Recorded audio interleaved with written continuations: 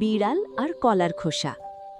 একদিন সকালের রোদে মুঝি নামের একটা দুষ্টু বিড়াল রাস্তায় হেঁটে যাচ্ছিল।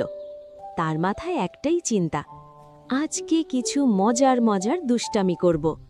হঠাৎ মুঝি দেখে একটা বানর কলা খেয়ে মজা করছে। বিড়ালটা বলল, এইটুকু কলা আমাকেও দে না। বানর হাসতে হাসতে বলল, না রে ভাই, এটা আমার ব্রেকফাস্ট। রাগে মুঝি আর একটা আইডিয়া বের করল। সে লুকিয়ে বানরের পেছনে গিয়ে কলার খোসা চুরি করে নিল। যখন বানর চলে যাচ্ছিল, মুঝি খুশিতে খুশিতে খোসাটা মাটিতে ফেলল। ভাবল বানর পিছলে পড়বে, কিন্তু বানরটা খোসা দেখেই লাফিয়ে পাশ কাটিয়ে চলে গেল। আর পিছনে কে পিছলে পড়ল? বিড়াল মুঝি।